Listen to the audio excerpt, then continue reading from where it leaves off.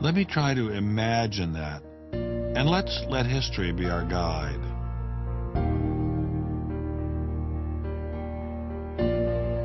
In part, I think Matthew Arnold put his hands on it when he spoke about the withdrawal of faith. There is a connection between a society that has at least a minimal commitment to certain kinds of transcendental values and what human beings permit themselves to do one to the other.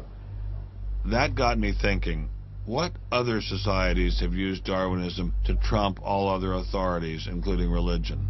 As a Jew, my mind leapt to one regime in particular. The connection between Hitler and Darwin is, of course, historically a difficult connection because they were separated by a good many years. One was English, one was German.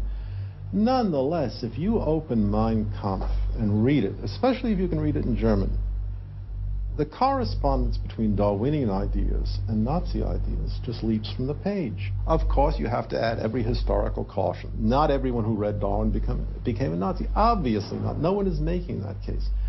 Darwinism is not a sufficient condition for a phenomenon like Nazism, but I think it's certainly a necessary one. This was a connection I had to explore personally.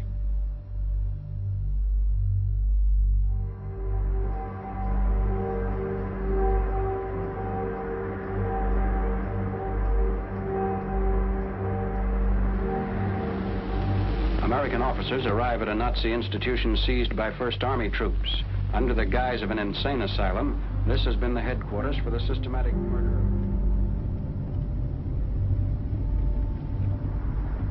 So what is this place? During the Second World War, 15,000 people were killed here. Why were they killed? They were killed because they were people with handicaps. Why kill them? What's the point of killing them? People who were not able to work, people who were not able to live by themselves, that they were useless eaters. Useless eaters. And life unworthy of living. This idea grew up in the 20s. So long before National Socialism, biologists, anthropologists, they thought that maybe mankind could, or the government could interfere into the growth of the population. I see. And they had the utopia that they would have a society without illness and without handicap. Alles Lebensschwache geht in der Natur unfehlbar zugrunde. Wir Menschen haben gegen dieses Gesetz der natürlichen Auslese in den letzten Jahrzehnten furchtbar gesündigt. Wir haben unwertes Leben nicht nur erhalten, wir haben ihm auch Vermehrung gewährt. Die Nachkommen dieser Kranken sahen so aus, die tiefer stehen als jedes Tier.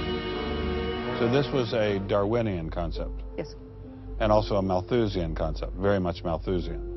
Malthusian? Thomas Malthus, who said that there was a shortage of resources, English philosopher, so there was a shortage. Yes, but the Nazis, they relied on Darwin. They relied on Darwin? Yes, Darwin and German scientists. Patients were led down this hallway to Nazi doctors who decided who would live and who would die.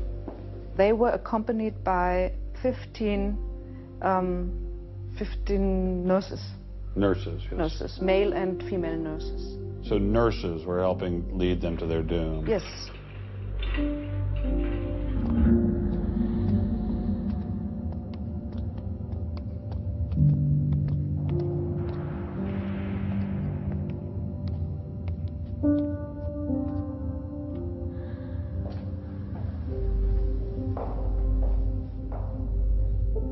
So were the prisoners told they were taking a shower? Yes, they were taking a shower, and here was 1 or 2 showers.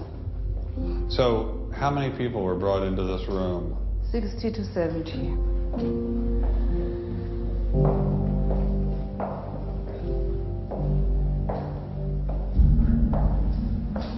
So what is this? This is the dissection table. Do you ever think to yourself, the sane ones were the ones lying here having their brains removed? The insane one was Dr. Gorgas and all the other people did? No, I don't think that, because I think those people who killed here, they were very sane, because they had their purposes. They had purposes? Yes. I don't think they were insane.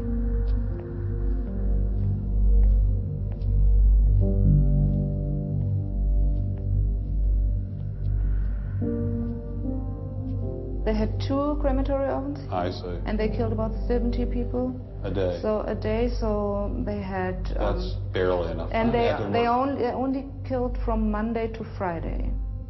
So... Because the people who were doing the killing needed to have the weekend off. If you met Dr. Gorgas today, what would you say to him? I don't know.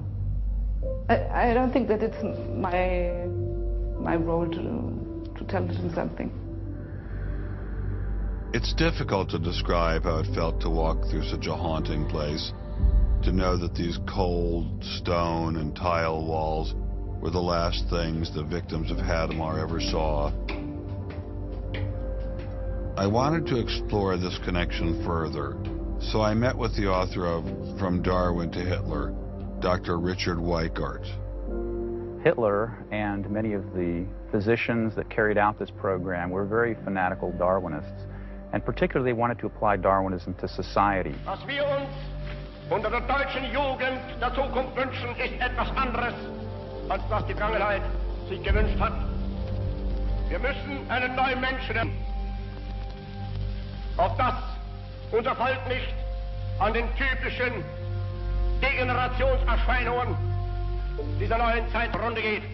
Many of these people in the 19-teens, 1920s, who were putting forward some of these ideas about racism were considered the leading scientists. These were Darwinists who were taken seriously by fellow academics. It's not to say that all academics believed it. These leading academics, were there any of them who were Americans? There were plenty of Americans who were saying similar kinds of things.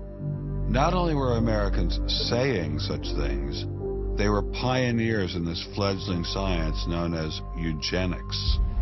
They thought they could help evolution along by sterilizing the so-called feeble-minded and prohibiting them from getting married. Physicians who are aware of the history of 20th century American medicine harbor some bad feelings towards Darwinists because of eugenics. And the eugenics, which was an attempt to breed human beings, it was the darkest chapter of American medicine ever. There were 50,000 people involuntarily sterilized because they were deemed unfit to breed, basically. Eugenics isn't just history. The spirit of the movement lives on today. Margaret Sanger was the head of Planned Parenthood. She was very fanatical in her promotion of eugenics. In fact, Planned Parenthood was all about birth control for the impoverished and lower classes to try to help improve the species.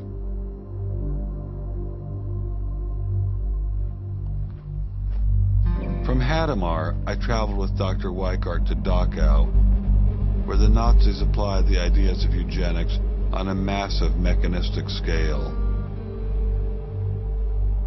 When it was a fully functioning concentration camp, and what was the purpose of it? I mean, part of it was to repress political enemies.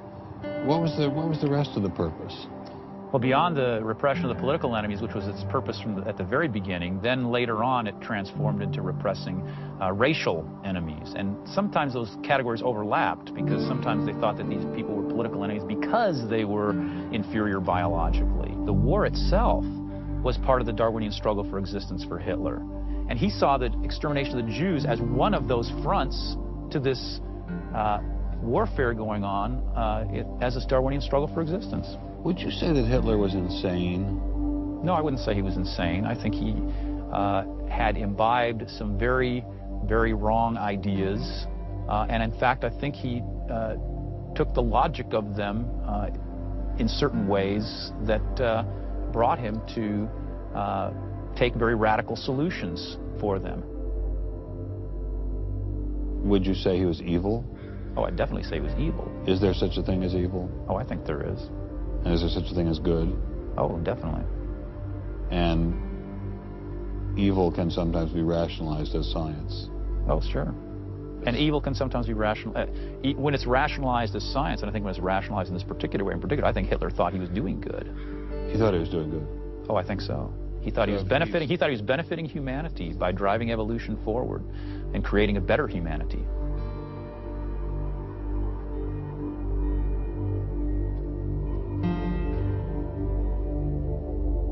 Before leaving Dachau, I stopped by the memorial commemorating the thousands of Jews who were killed there in excruciating conditions.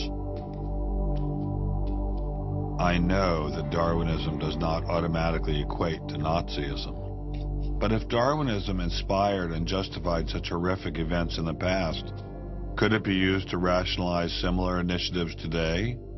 There's a good German expression, so fängt es immer ein. I mean, it always begins in the same way. Something to remember in the context of the United States discussions of euthanasia and abortion. It always begins in the same way. There seems to be an excellent argument for getting rid of useless people by killing them. Or at least it seems excellent to the people advancing the argument. It's a love affair with death, and the youth